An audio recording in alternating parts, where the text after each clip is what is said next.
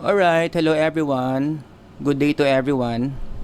Ang topic natin ngayon is on mental health. The title is The Origin of Mental Health. Before I start, let me just give this disclaimer. Itong model of mental health that I'm gonna discuss, you are free to disagree because this is a very unpopular model of mental health. Not very much in line with the mainstream psychology understanding of mental health. So as always, as in all of my lectures, pwede naman kayong mag-disagree, but this is something that is worth thinking about in a different lens. So this is not a pure science lecture, but it would involve some scientific terms, okay? So anyway, since our focus is on mental health, APA defines mental health this way. I-zoom in natin and then you just read on your own. Yan ang ibig sabihin ng mental health, and I think it's safe to assume, given this definition, halos lahat ng tao gusto na maganda ang mental health niya. And all of us would want to avoid the situation where babagsak ang mental health natin. So I think it's pretty universal na ang mga tao gusto na magandang mental health. So let's further understand saan ba nanggaling yung concept of mental health. The first thing I want to establish here is that mental health is a biblical concept. Don't think na ang mental health was an invention of modern day psychology. Ngayon lang sumikat yan kasi maraming mga mental health advocates ngayon. So ngayon lang natin kinoin yung mental health. Book of Genesis pa lang, meron ng concept of mental health. By definition, alam nyo ba yung mental health ng mga tao, ang default niyan is good. We started having good mental health. And what's the biblical basis for that if you go back to the original meaning of the word Eden? From the Garden of Eden, the first environment where human beings existed. Kung titignan mo, i-zoom in mo, ang ibig sabihin pala ng Eden, according to Bible scholars, is delight. So pareho lang yung Garden of Eden and Garden of Delight. And if you study the meaning of the word delight, ang ibig sabihin pala niyan is pleasure. Garden of pleasure. And I think many would agree na kapag ang tao nakaka-experience ng pleasure overall, gumaganda ang mental health. Not to mention the word pleasure is very connected to the keywords in understanding mental health such as emotional well-being. 'Di ba? Kapag kaliwat kanan yung pleasure na nararamdaman mo like social pleasure, physical pleasure, spiritual pleasure, gaganda talaga yung well-being mo diyan. And pleasure is also connected to freedom from anxiety. Kapag nakaka-experience ka ng pleasure, most likely bababa yung anxiety mo, bababa yung mga stress levels mo. Kaya nga yung mga tao na madalas na nai-stress, if you notice, isa sa mga first aid nila kapag masyado nang mataas yung stress is to experience pleasure in different forms. Pwedeng eating, pwedeng playing sports, or even yung paborito ng marami, massage. Diba? All those activities give you pleasure because it will lower down your anxieties and stresses. Now, going back to the Garden of Delight or the Garden of Eden, even God mentioned na overall, yung mga creatures in the Garden of Eden is experiencing something good.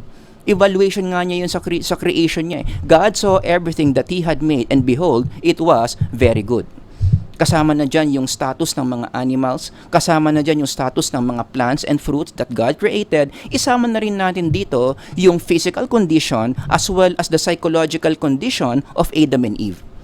So if you're gonna ask God, kamusta kaya yung mental health nila Adam and Eve during this time?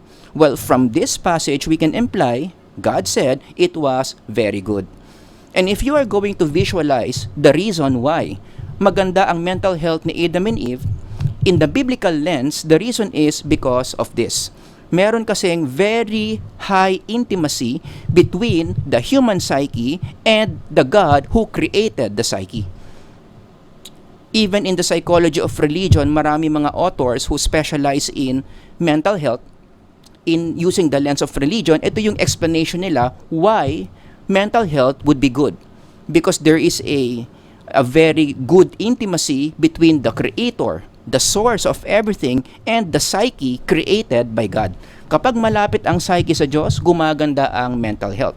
Pero yung ganitong condition ng human psyche in the Garden of Eden did not last that long because along the way, for those of you who are familiar with the story of Genesis, pumasok ang sin into our psychological system. So there was disobedience kay Eve na napunta kay Adam, and then boom, pumasok ang sin sa psychological system. Yun na yung tinatawag na fall of man.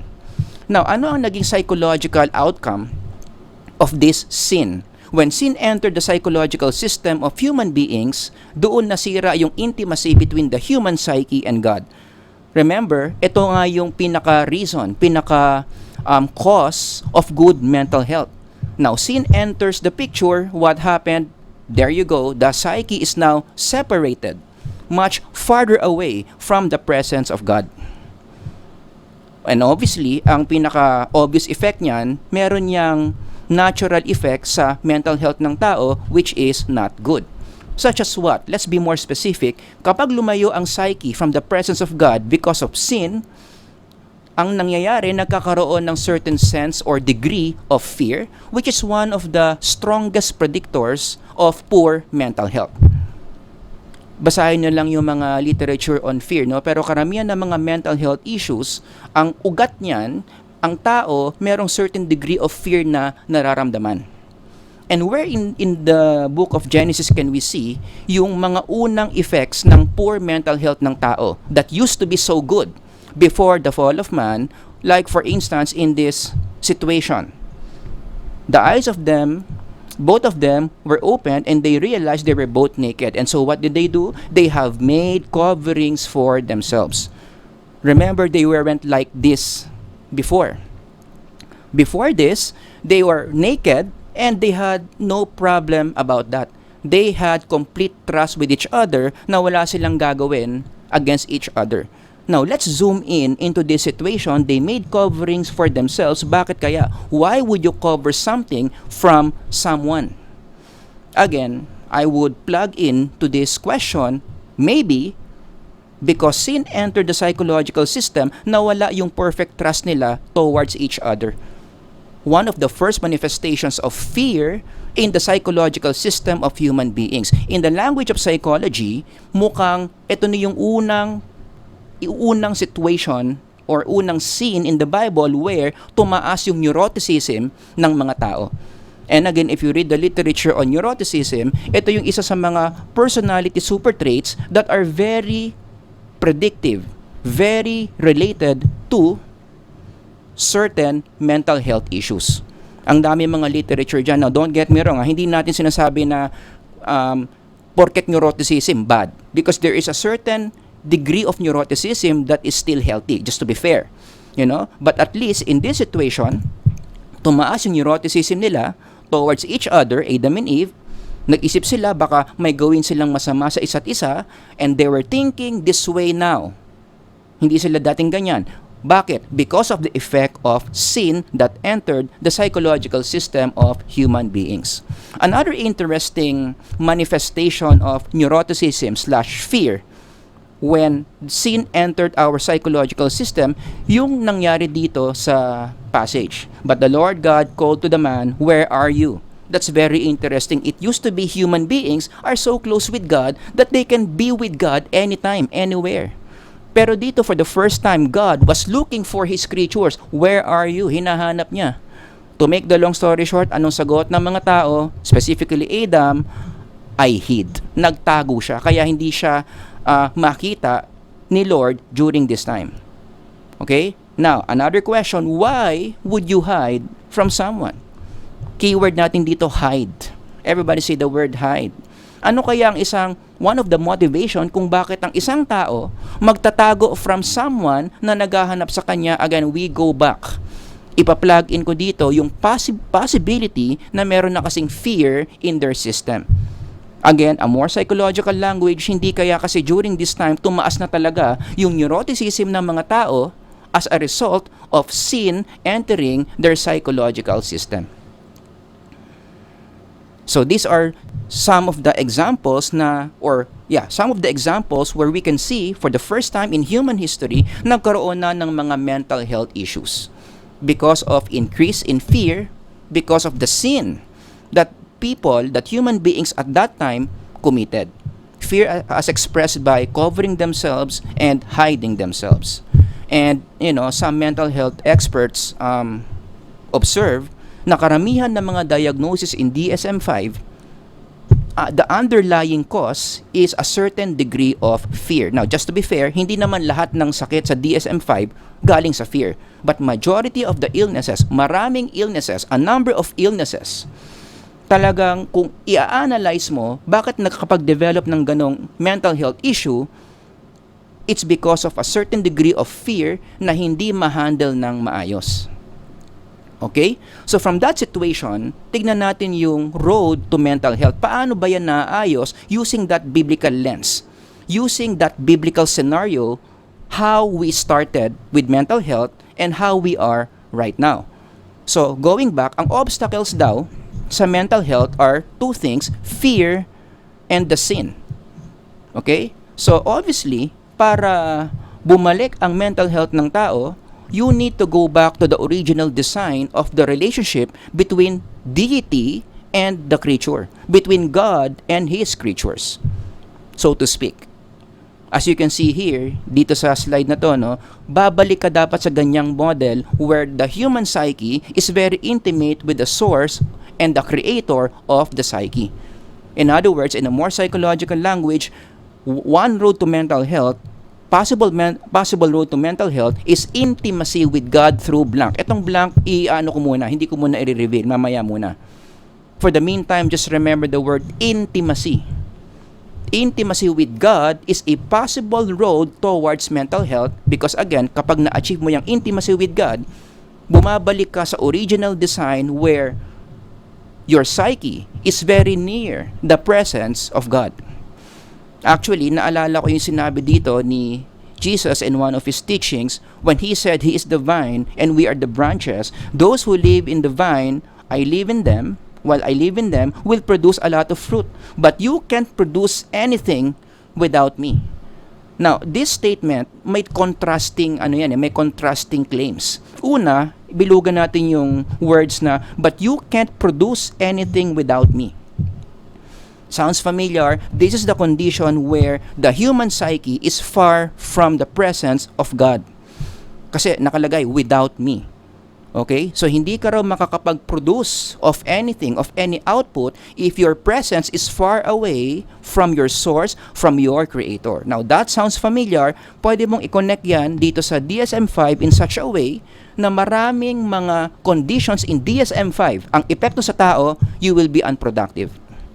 You name it, depression, bipolar disorder, schizophrenia, isa sa mga immediate effects ng mga sakit na yan is unproductivity. Alright? Hindi mo na magawa yung mga bagay na normal mong ginagawa, hindi mo na magampanan ng maayos yung mga responsibilities mo because of those mental illnesses, which again can be caused by, in this biblical lens, the psyche being far away from the presence of its creator. Yung contrast statement naman nito, yung produce a lot of fruit. Ito naman yung kabaliktaran. Kapag malayo ka from the presence of your maker, who is God, you produce nothing. Hindi ka nagiging productive. But the reverse is true. Kapag malapit ka naman sa presence ni God, ano nangyayari? You produce a lot of fruit. And in the biblical language, when you hear the word fruit, ano yung una nyo iisip na isa pang part of the scriptures? Yung fruits of the Spirit. So when the psyche is near the presence of God who created the psyche, nagiging fruitful yung spirit. Nagkakaroon siya ng mga increases in spiritual fruits. Love, joy, peace, patience, kindness, goodness, faithfulness, gentleness, and self-control. And if you notice, all of these words, si Paul pala ang nag-enumerate nito, no? Would you agree na all these words are very positive? Na mukhang kapag ang isang tao marami kang supply niyan, most likely tataas ang mental health mo.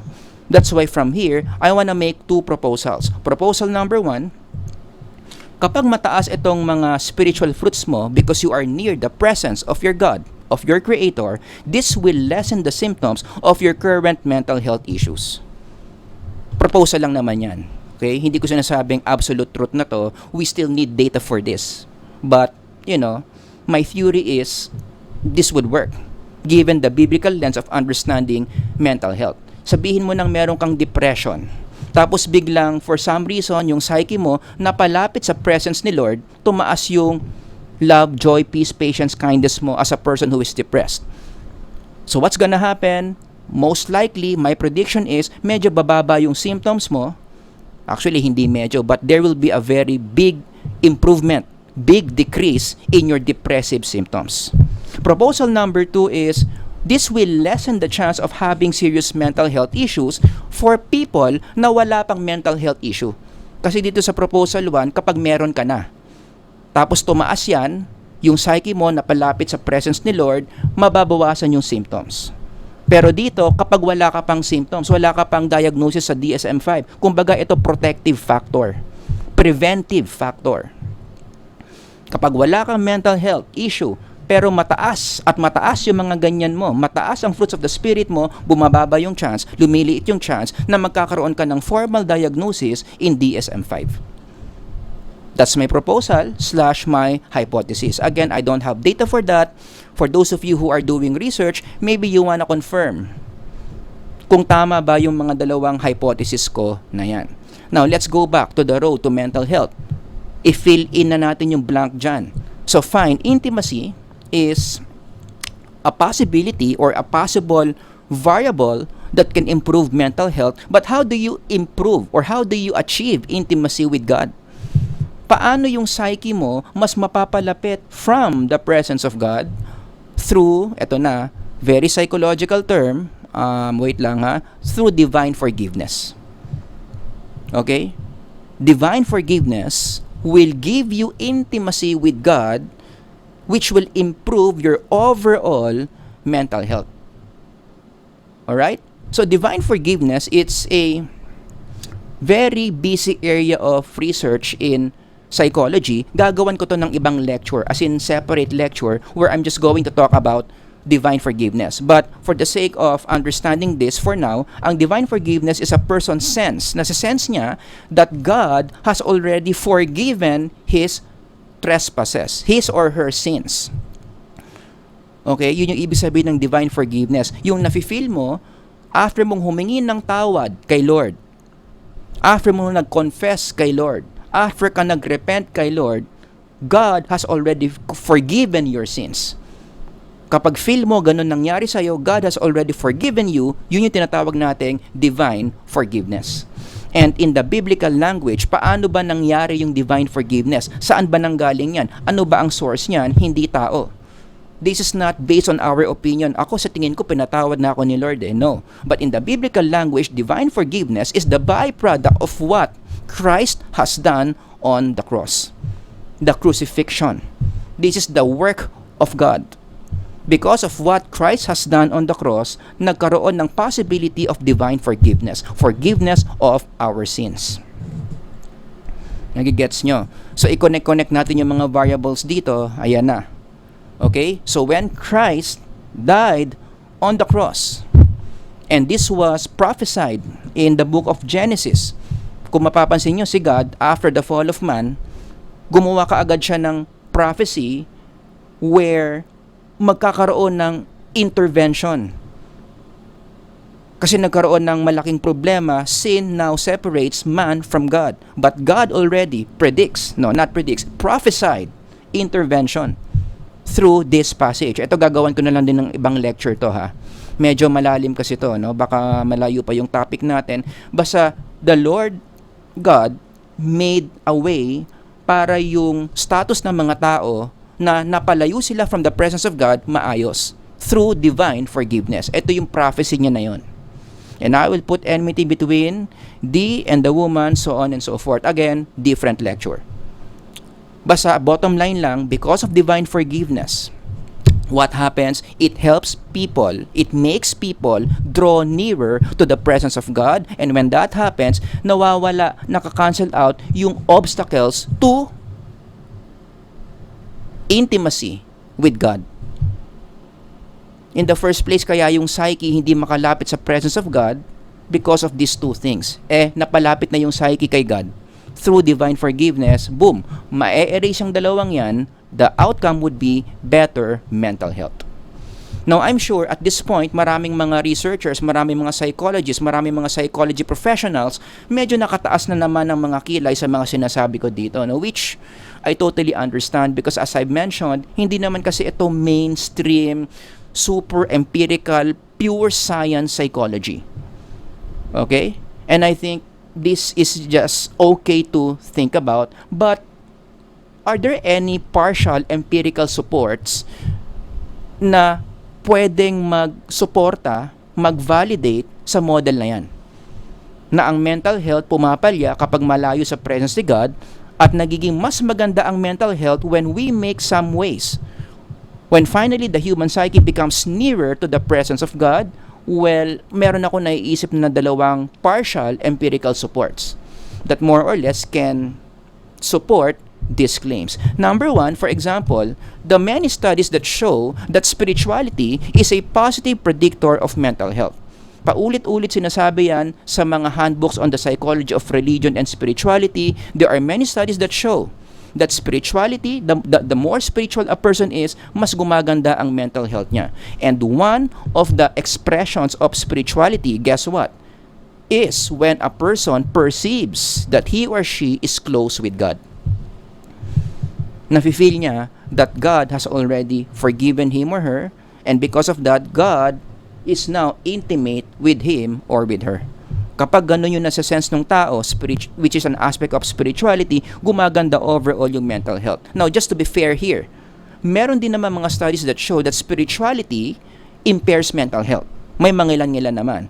Okay? Pero hindi natin focus ngayon yon. May mga explanations doon. Gagawan ko ng ibang lecture yon. But in terms of numbers, in terms of frequency, marami talaga mga studies that show na positive ang relationship between high spirituality or sense of being intimate with God with mental health. And number two, another support is you read the literature on divine forgiveness, which I mentioned a while ago. It's a very busy area of research. Marami talagang gumagawa ng research dyan. Ang dami na nating literature dyan. In general, ang effect ng divine forgiveness sa tao is generally good. The higher the divine forgiveness that people sense, the more that they believe that God has already forgiven them for their sins, past, present, and future, mas gumaganda ang mental health. Pwede niyong basahin tong article na to. Here's the APA citation if you want more details on this.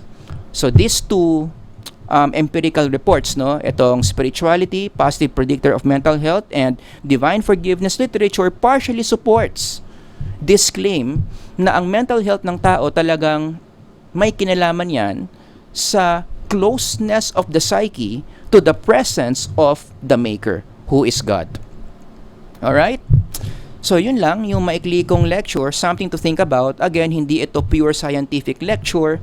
Kumuha tayo ng mga basis from sacred scriptures, but this is something worth thinking about. Alright? So if you have any questions or comments, ilagay nyo lang dyan sa comment section. I'll see you next time. Sir Howard here. God bless everyone. Bye-bye.